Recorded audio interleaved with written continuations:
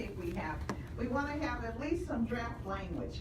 Maybe we'll have several proposals, but we've been talking around, so let's try to do that. Clock starts now.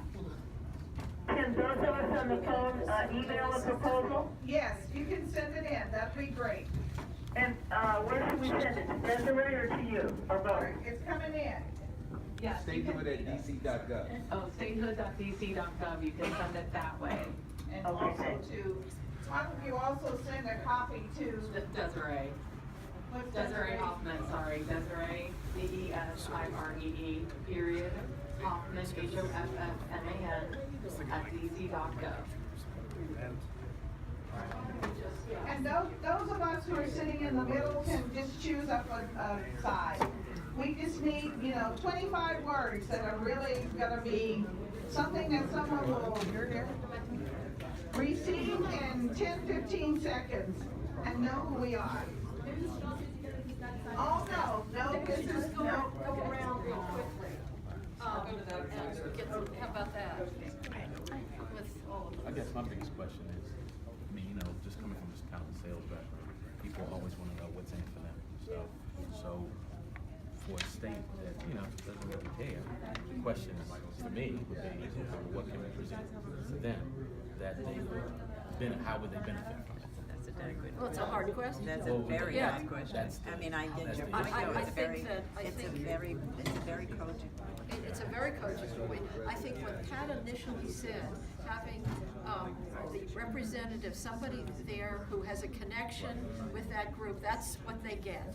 That's what they get, where they can connect with that person. And if we don't have a person that's from that state that's in our small group, maybe we can have, quotes from notable people that are living in the city that might say something on behalf. That's a good idea. I'm a such as, we have every state, every have a lot of territory is people from all represented over the world. in this city. Yeah, Every yeah, state that we territory. get that before. But I think that's Yeah, but we can get that before we can lead with that this is such and such says, That's the when I only was way growing I up in the cornfields of Iowa, I would never believe that I was in DC and wouldn't be able to cast a vote for the president and it count more than this. Whereas in my state it counts like this, and Well, and you're right. maybe we can call it bring it home or something. Yeah. Maybe we can call it That's bring the it connection. home. Pass it or whatever, and then the state legislature will have to ratify it. Now, Republicans aren't fond of this, because DC would like to have one Democrat in the House and 2 in the Senate. So we have to push for the right to vote and full equality. Let's let the Republicans then come in and make a better party. Our ask of you is very simple, passionate, and yes, pushy. Remember us when you leave here. Remember us during the campaign. Ask all your candidates to support DC Statehood and make a commitment. And when they are elected, whether it's a Democrat or Republican, keep asking. It won't, the security levels he was talking about won't be quite as tight at the Democratic convention. So what you are, we can't relate that to them in 3 minutes, but they can relate to themselves. So what I would think is that if we put some big issues that they had, that they could do something about, because they are a state, and we could translate that into the fact that, well, we can't. Now if I still lived in Massachusetts, I would really feel that's great, but I live in DC. We can do, but really we had to go through congressional action for a lot of other things. So those are simple things. Everyone, thank you everyone on the phone for joining and in your groups. I hope you had a good conversation. It's an underlying principle. When's the next meeting? That's what we're gonna talk about, what came out of your group. Okay, so we came up with some sort of very drafty talking points, and I emphasized drafty. So this, the way for people on the phone, it's June Gold. So I would start out kind of light, good morning. I know we're all kind of sleepy from having a lot of fun last night, and if the person there is, like Pat said, hi, I'm from Colorado, and so it's good to be back here. And, you know, I'm from Colorado, so, you know, where we all could vote for our members of the House and Senate, but, you know, now I can't.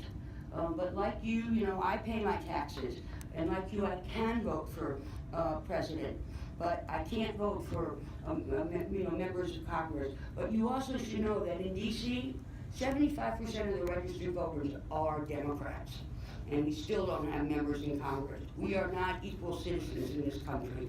So to break down this barrier and to give us our full opportunities, we have to have a constitutional amendment to become a state. So, and we need you to help push for this right to vote. The Republicans don't really like this because we are so much Democrats. And let the Republicans come into DC. Let them come here and push for a stronger party. Our ask of you in this room is simple, and it's passionate, and yes, it's pushy. What we want you to do is not just remember us here, but remember us when you leave. Remember us during this campaign. Ask all of your candidates to support DC Statehood and to make that commitment. And then when they are elected, whether they're Democrats or Republicans, we ask them to continue that commitment. Because what it's going to take is that constitutional amendment to go through Congress and then to be ratified by the state legislators. That's what we need from you, and we want to work with you. Thank you. Very well done. All right. Edward Stewart. Okay, Edward Stewart. Yes, we needed a little more time, but I'll try. We were having a discussion, and I raised the point that, you know, a lot of times what people really respond to is what's in it for them, right? And so I think we're focusing what's in it for us, but maybe we need to kind of see how we can turn it around and give them something that they may want. All right, so tell us. We're from Well, we didn't get Montana. there. How are you gonna approach it? We didn't get that far, but okay. You raised a question, that's the next. Well, I think essentially what we were saying is that we would kind of have a couple of people look at different, right. We would have a customization per state, right? And so someone would be able to relate to exactly what they needed, and then we could kind of tailor the message that way. Well, Edward, I must tell you, at the Democratic convention, usually persons who have a relationship with that state are the ones that go to present. Just as Pat Elwood indicated, she would like to go and do Massachusetts. That's her home state. So, you know, she can say their language, she can speak with their dialect, you know, so to speak, and it does work very well. At least you get their attention, especially if you're not a part of their delegation, they become probably very curious. So that's a good point. Would you modify the language that you heard Judy's group in any way? Would you modify that language or add to it? Shelley? Well, she mentioned the constitutional amendment. You know, there's a strong feeling that the only way to go is to get majority in both houses, and we become a state. So there's some, you know, that's another discussion, but I was kind of surprised to hear that read. Yes. Well, So- I'm sorry, but I thought that's the way that this read, but that didn't be tweaked, obviously. Right, that's- I was writing off the top of my.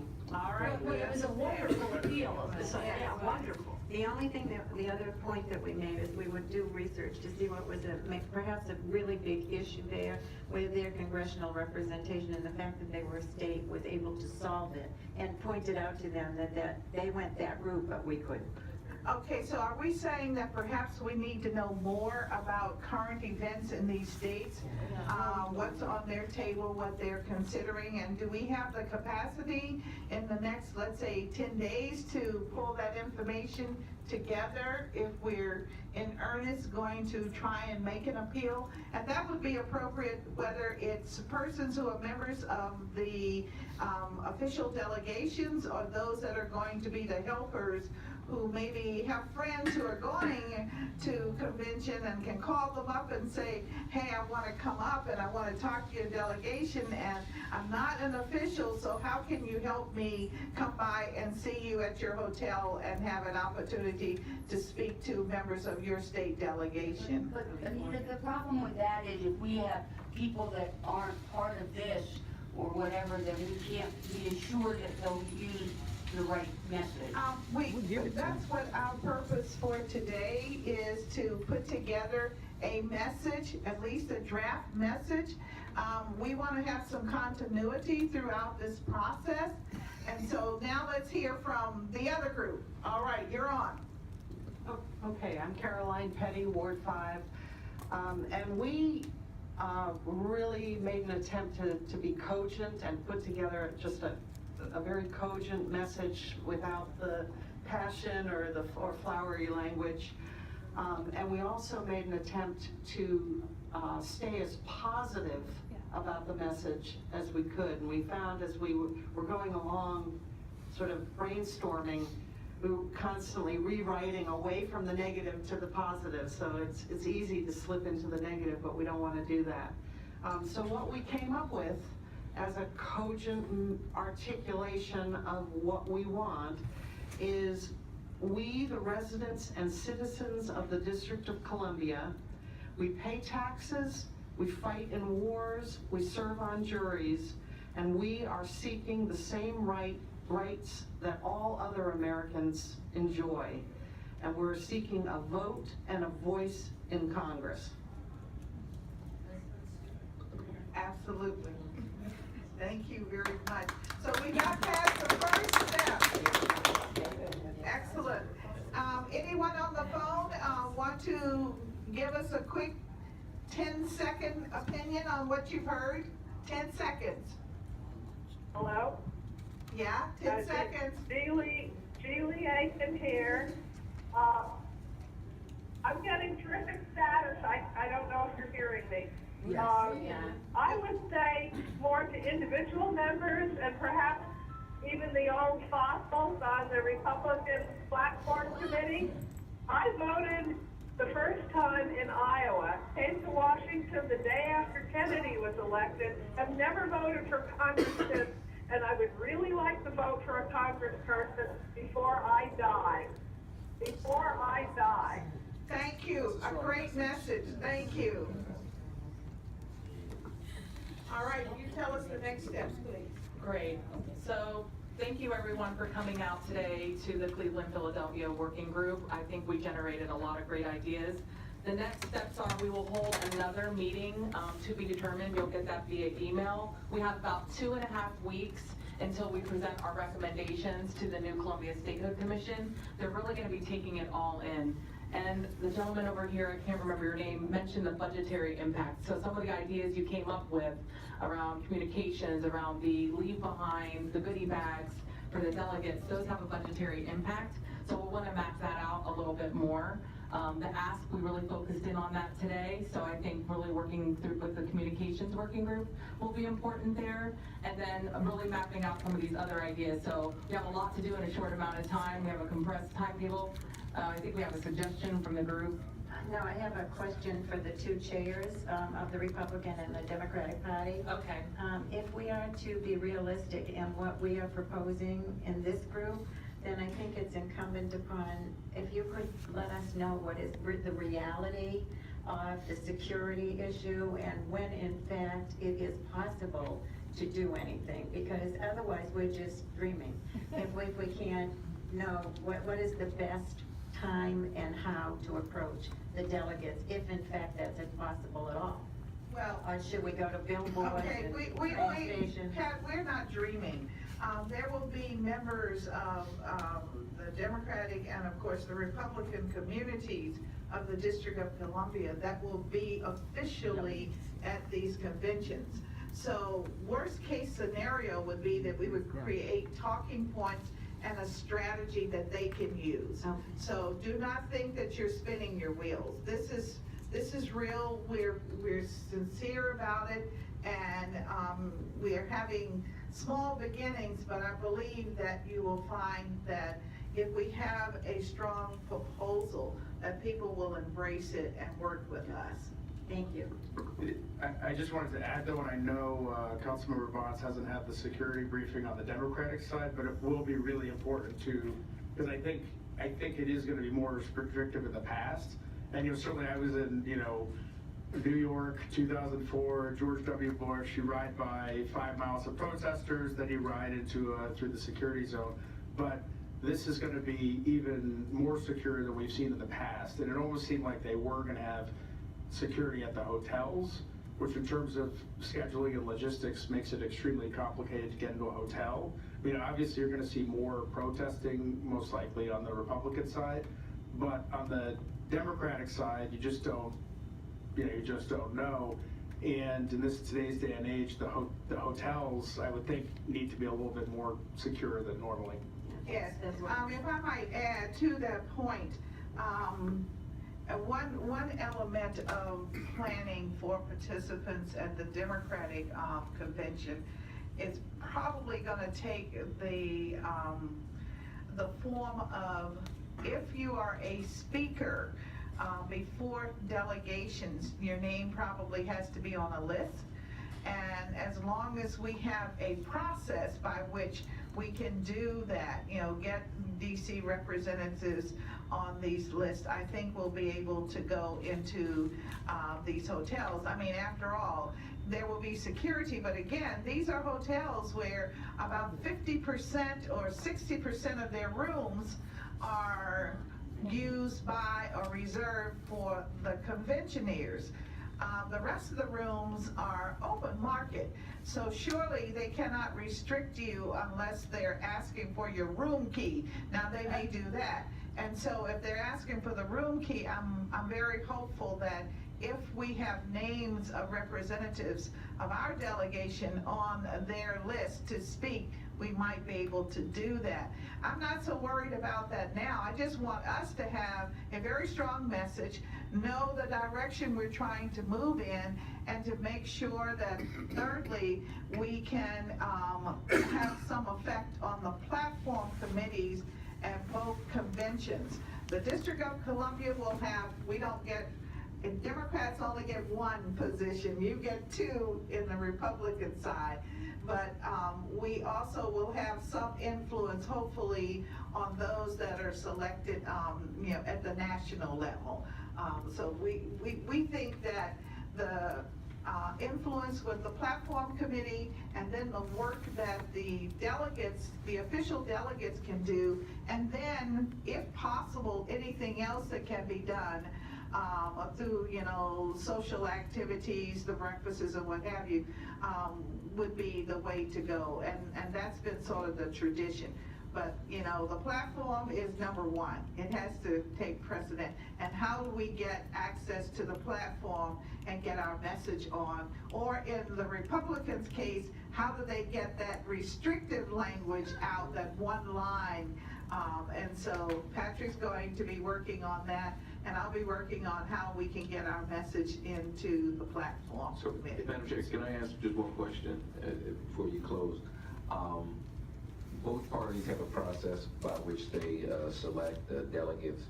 It might be helpful to us just to know where you guys are in that process, and at what point there will be a list of delegates, because then that's a group that we need to brief and make sure that they are the best message bearers possible. Yeah.